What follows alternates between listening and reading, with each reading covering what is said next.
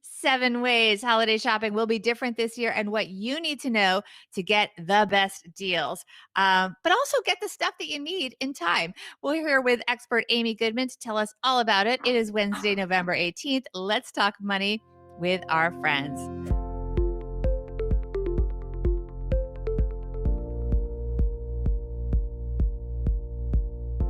Welcome to the Money with Friends podcast. I am certified financial planner, Bobbi Rebell, host of the Financial Grown Up podcast, coming to you from my very grown up kitchen in New York City.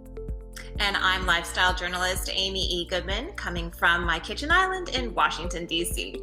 Here on Money with Friends, we talk about the latest personal finance headlines. We add in the insights and wisdom of our fantastic cast of thought leaders like shopping and lifestyle expert Amy E. Goodman. We mix in questions and comments from our money friends, and we leave you with a takeaway to make it your own.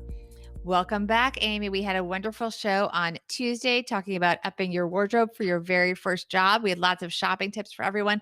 Today, a different kind of shopping tip, because this holiday season, oh boy, it's going to be different, right? Yeah, there's a lot to navigate. In a lot of ways, there are new things to consider. And it feels like it's, since Amazon's Prime Day, which was moved from July into October, that ever since then, really it's like seems full throttle for the holiday shopping. I'm sure a lot of viewers are feeling it. Are you already starting your holiday shopping earlier? How has it been for you so far? So, I'm a kind of a mixture of a shopper. Sometimes I'll get very invigorated start of season and get very zealous and make lists and feel excited. And then inevitably, I'm like that last minute person who's like, oh my gosh, who's offering free shipping? I need something tomorrow. So we'll see how I channel that this season, because definitely I cannot really be the last minute shopper anymore. No, we cannot be last minute shoppers because it may not be in stock and it may not get where it needs to be on time. And I think a lot of these companies are not making promises anymore. Everything is on the table. Let's see which one of our friends is going to lead us into today's headline. This is David. And this is John. We're the hosts of the Queer Money Podcast. Headlines ripped from the financial press. Only at Money with Friends. All right. This comes from Kiplinger's. It is 7 ways holiday shopping will be different this year. The pandemic has retailers and consumers reconsidering their approach to holiday shopping. And this is by Andrea, or is it Andrea? Do you know her? Andrea Brown Taylor. And she talks about the fact that holiday shopping, especially on Black Friday, which is coming up, is going to be a lot different this year. That's because a lot of consumers are hesitant about being in the middle of, crowded stores because, the global health pandemic thing. 60% of shoppers say they plan to buy most of their holiday gifts online, according to the National Retail Federation's annual holiday survey. So retailers are revamping their approach to holiday sales in an effort to get consumers to spend more while limiting potential exposure to COVID-19. And there are 7 ways that are outlined in this piece. So, first of all, before we go through those, just what is your general assessment of the holiday season and your general advice just to get started, Amy? Yeah, so going to my point where I sometimes do a lot of last minute shopping during the holiday season, there's something about the thrill and the rush that courses through my veins and makes me feel like I'm doing good last minute. I really cannot be that elf this year. So there are definite advantages to starting now, if you haven't already, to generating some lists, making your budget at the very least, and then commencing on the vastness that we're about to approach of the various ways that you can shop uniquely this holiday season. Well, because it used to be kind of a game of chicken, right? Yeah, I mean, I very much feel like, well, I have to say, there are people who start shopping in July. Are you one of those people? There are people literally who start shopping in July for the holidays, and they're done. They're like done by Halloween. I am not one of those people. So I actually feel like there's more choices for me this season. Well, I think that's good. I feel a little bit less pressure already because it's not about this one day and feeling like if you miss out and feeling that sort of stress. But on that note, so let's start going into Andrea Brown Taylor and Kiplinger's, her tips, her ways that it's going to be different. The first way is holiday sales are going to launch much earlier, and they're already launching. But here's my question, Amy. So the sales are launching earlier, but I still feel skeptical. Like, am I a sucker if I buy it now? Because maybe they still will do bigger Black Friday sales, right? Like, So are they just saying it? No, I totally actually fall into this category because I already purchased, per my son's request, I would like to add, matching family jammies for the entire family. I'm sure that's the first time you've ever discussed that on this show. And it was on sale at the Even the time. husband, even your husband is Oh, going to wear the jammies. oh no, he's already worn them. He has worn them. It has been a success, a private one. I don't know if I'm going to post this one on social media, but per my 10-year-old's request, we got the matching family jammies. I did get a discount on them, but while I was purchasing them, for 4 family members, I thought, oh, it's a little bit more than I want to spend. One, I wanted to make sure I got the style that I wanted. Two, I was really invested in the color because it was my son's favorite color. So I decided to go ahead and buy it in advance. Keep the receipts. A lot of retailers will honor if they have a lower price later in the holiday season. Most are really honoring kind of the price matching even within their own sales. So maybe that takes a little bit of the pressure off for you, Bobby. Yeah, I think it does because I do always feel like a sucker. The other thing that, you worry about is they would have these limited sales on Black Friday that were, they would advertise this television that was a very specific television and maybe they only had 50 in stock and that's when they get the doorbuster sales and all that. I mean, are they going to have that? Well, I cannot speak to the terms of supply and demand and quantity at each of these retailers. I know certainly they are bracing themselves for the fact that they are going to have a sale and probably will sell more. So are trying to prepare on that end. But even now, that concept of the doorbuster, I don't know if you remember Mervyn's, a national retail chain, where on Thanksgiving they had this kind of, now we call it viral, commercial that was like, open, open, open, open, with a woman standing before the Mervyn's store. And literally it was dark at night. She was in her pajamas waiting for that Black Friday sale to start. And with that concept of rushing to the store, standing in line, it is a part of the past, right? It's not even going to be part of our narrative this holiday shopping season. So in that regard, the doorbusters, the quote doorbusters, are really available even now. So retailers like Walmart, just as one example, has a rollout of 3 periods of sale periods and really taking the emphasis off the one Black Friday holiday. Target also promised before we even hit this month of November that the entire month of November would feature rolling sales and deals. So really, instead of Black Friday, we're talking about a Black November.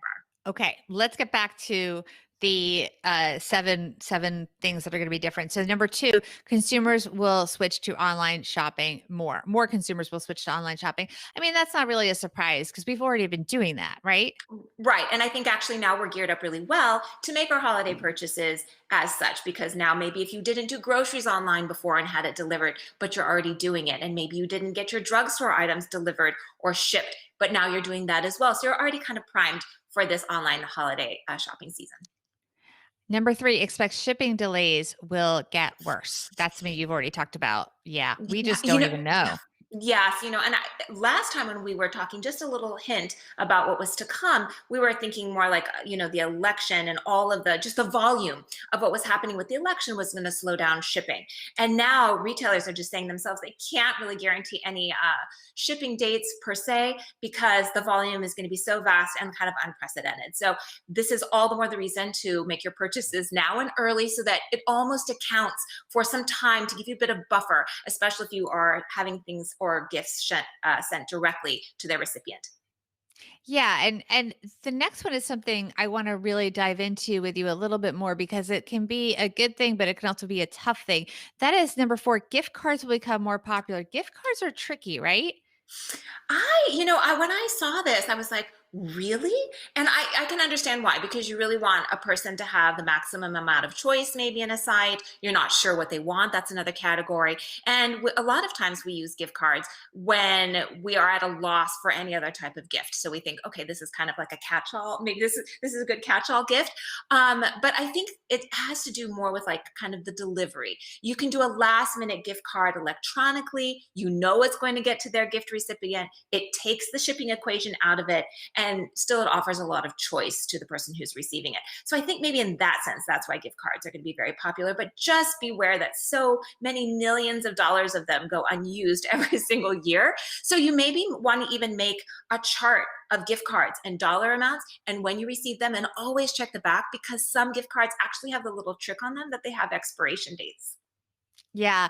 And especially what I find worrisome is when people receive a gift card through email. It's really important to have an email sorter, a folder set aside, Yeah. or maybe even you put them all into some kind of a secure document. You take a screen grab and put all of your gift cards digitally into some whatever your system is, because Hmm. that email can go by. You can thank the person that sent it, and then you forget about it. And then it's just there. And there are sites that you can actually sell gift cards on if you don't want them Yeah. anymore, and you can get some of the value back. Have you ever used them before? I have not. Have you? I know I Trader have. Dodge recommends, I think gift card granny is Yeah. she recommends that one. That's a great one. I cannot remember the one that I actually used, but when I had more of a coffee addiction, I bought a coffee gift card for myself. And you can save anywhere from, there's a range 10 to 15 to 20% on these kind of resold gift cards or repackaged gift cards, if you will. And so you can do that both at benefit for yourself. So you can buy them and send them off, or you can even sell gift cards that maybe you have one from a brand that you just have no intention of using. Maybe you don't have that much interest. So you can sell it and then receive cash in whatever kind of prescribed form they have, whether that goes directly to your bank or you get it via PayPal or what have you. That even reminds me of what we were talking about on Tuesday's show about building a wardrobe. I wonder if you could go on one of the sites and get a gift card. Like gift card granny is what comes to mind, but I know there's a few Mhm. others that you could go if you were going to go shopping at a certain store, and you could find a gift card and basically get an instant 10 to 15% savings off that store by buying yourself a gift card on one of these gift card resale websites, right? Absolutely. And a lot of retailers are offering incentives for you to buy gift cards, even if you decide not to do the resale. I just came to mind, where if you buy a gift card for like $100, they'll give you a $20 bonus, or the converse of that, it only costs $80, but get you $100 on the card. So a lot of retailers are really giving buyers incentives to purchase the gift cards. Those are such great ideas. I think I'm gonna do that. I think that's a really good way to go. Especially because number 5, a lot of people are not going into stores. So number 5 is brick and mortar retailers are ramping up their curbside pickup options. Have you done this? I actually haven't, but I was so excited to learn that, this was actually before the pandemic when I'd heard about curbside pickup, and more and more retailers were doing it. Literally, you could have, just for example, you could have like the Target app on your phone. You order, online, you let them know you're going to do curbside pickup. You let the store know that you're outside. It automatically communicates with them that you're outside and that you've been waiting for so X amount of time, and they literally bring it to your car. Now, this was pre-pandemic. I feel like I was speaking about this maybe even 2 years ago or a year ago. Sorry, my brain memory being what it is. But now, no, increasingly, right? You can do this almost, it feels like, at any retailer. You can go get art supplies at the art store and be curbside pickup. You can go to the kind of the CVS pharmacy and go stand outside, and they have special lanes now that are cordoned off just for curbside pickup. So this is very, very encouraging, and hopefully during this period of months that we've been home, you've been taking advantage of it, so you kind of get the feel of it. I will tell you, I feel like my mother, and perhaps I don't want to generalize, but she's very hesitant to do something like curbside pickup. My mom and dad, they love to go into the store and touch things and feel things and choose what they want, and not have other people handling their things and then putting them into their car. Plus the whole aspect of having an app, but it's not just an app. Sometimes it can be a text message that alerts you that they're outside. I did a food pickup recently where it was like a text exchange through their texting system. So, well, I hope my mom will hang in there, because it's not just necessarily an app that you have to download, but there are different ways to communicate with the store to let them know that you're there.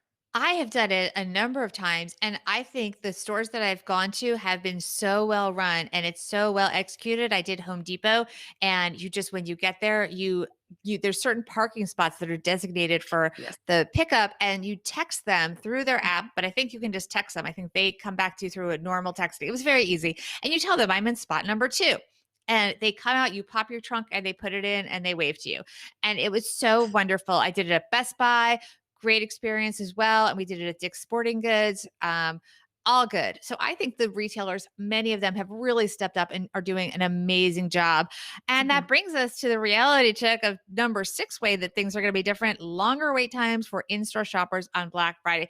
I mean, are people even going to go for Black Friday? I mean, I feel like given everything going on, and as we record this, there's talk of even more strict lockdowns in so many places. Is Yes. this even going to be a thing this year? I don't know how stores are going to encourage people to come into the stores. Well, it's really like folks like my parents who really don't navigate the tech or are just not super comfortable with it as much and are just used to shopping in person. So they maybe take advantage of early shopping hours for people who are within a certain age range. They're having these early morning hours for shopping. But I really feel like the retailers are trying to discourage people from coming in person. It might be such that you're in line and they're only allowing so many people in the store. And as you say, unfortunately, numbers are not really in our favor right now with the virus. So it might be such that stores are not going to be able to accommodate a traditional Black Friday shopping experience.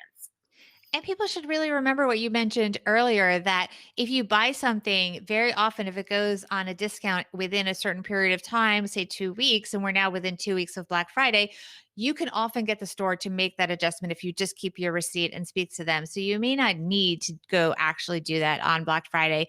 The seventh one, number 7, actually makes me, I think, the most happy of everything. And this is that holiday return policies will be extended, because if you're buying earlier and you're not gifting it till Hanukkah, Christmas, or Kwanzaa, whatever it may be, whatever you Yeah. celebrate, that may not be as much of a buffer as it was in the past.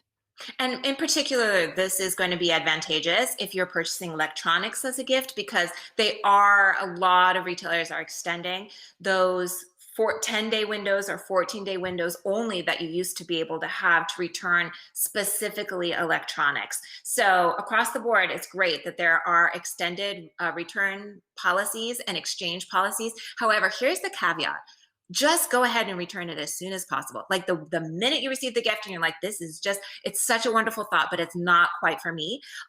Do it right away. Don't think, oh, I've got 2 months to return. I have 3 months to return this. I'm just going to deal with it later in the spring. No, because then you will forget. And then you are stuck with the ugly Christmas mug. Right. So just, keep that in mind. It is wonderful, but literally mark your calendar the minute you receive a gift that you don't care for, and mark your calendar. I'm going to return it in a week's time and just get it done. And one of the most fun things that can happen after you do that is you can then use those credits or the money, if you want, guilt free, to buy yourself something you really want. So Oh there's a little bit of an incentive there, right? And also, yeah. what I do is when I have something where I receive, let's say, my son would get repeat gifts for his birthday parties. You do it all one day, whatever day it is. You put it on your calendar and you just put down, an hour or two, whatever it is, and do them all at the same time. Especially now, you're probably putting them in the mail. One trip to the post office. Do it all at Yes. once. Don't do one a day like we used to do when I was writing thank you notes and stuff. You're like, okay, I'm going to do 5 thank you notes a day and get through it. No, do it all in one day. Before we get to talking about our takeaways and all that, I want to just bring in some responses from online, because we did ask our friends at Money Friends Pod on our Instagram channel what they thought was going to be different. And we have Charn 3000 saying online, online, online. Lizette in Motion, more online, more objects. I think that's interesting. What do you think that means? More objects, more just stuff instead of experiences? Is that what it means, maybe? Most likely, because especially since travel is still on lockdown for most people, right? It's so funny because I love the experiences rather maybe than the stuff. So I had 2 years where all I did was experiences for the family. So that's on hold. It's just on hold. We're not going to say lockdown. It's on hold for now.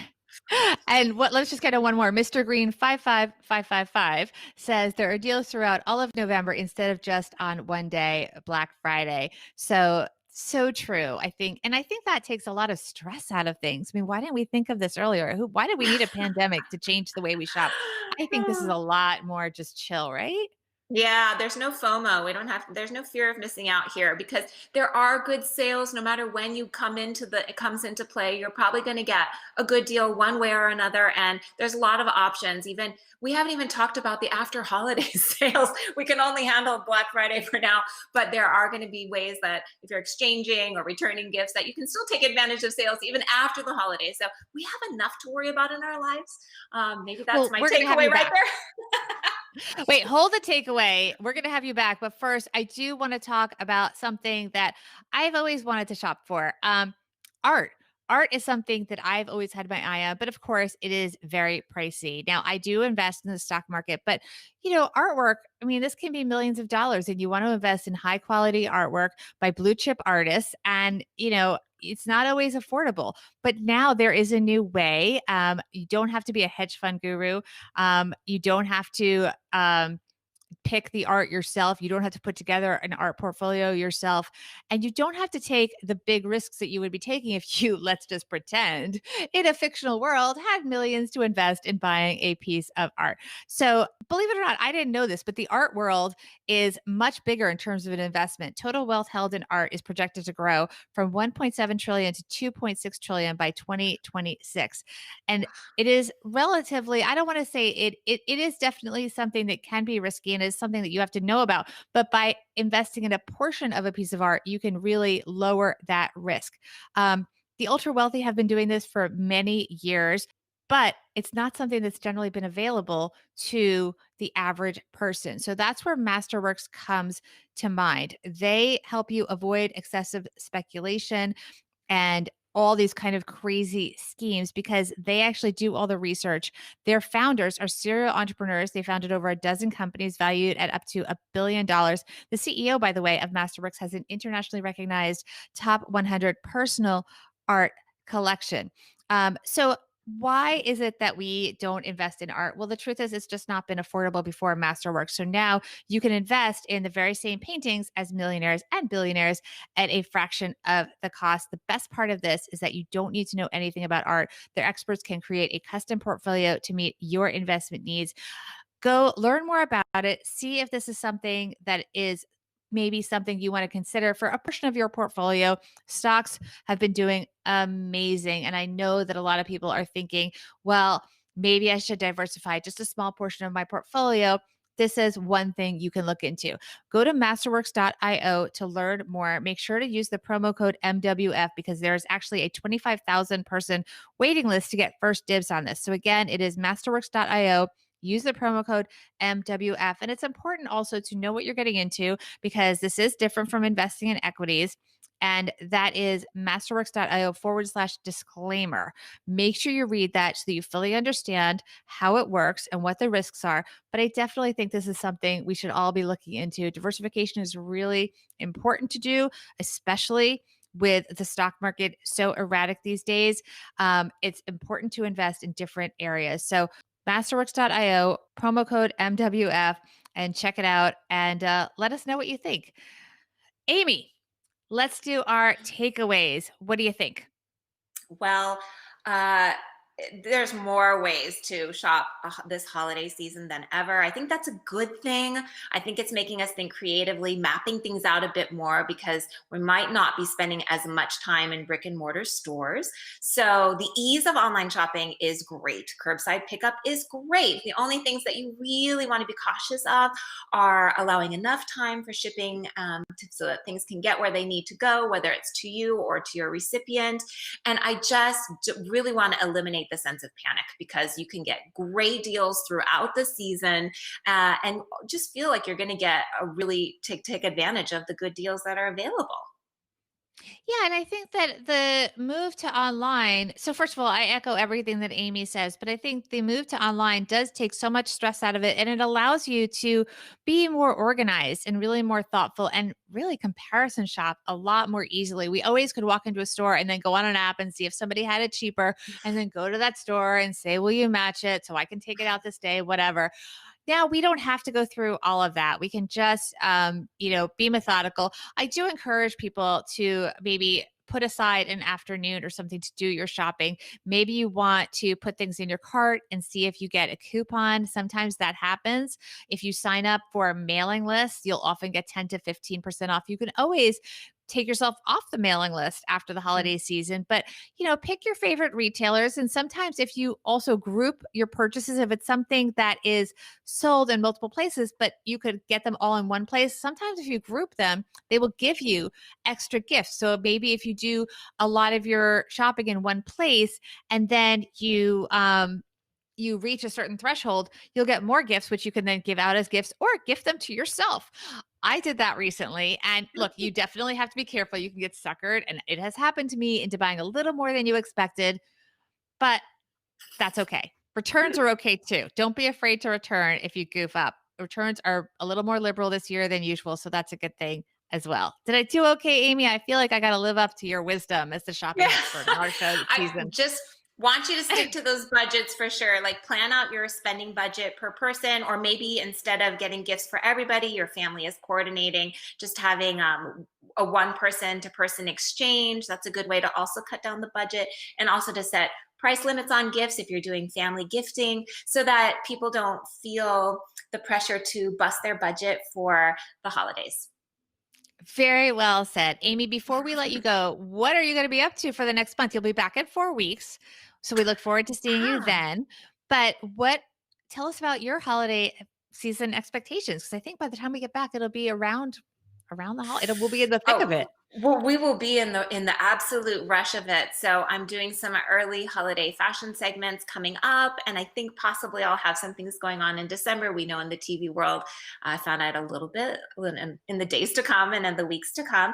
I also recently teamed up with Ancestry, which is really fun this past fall, and they were trying to help find what kind of unique ways to connect families. We're all looking to do so. I know my family's in California. I'm in Washington, D.C. I haven't seen them.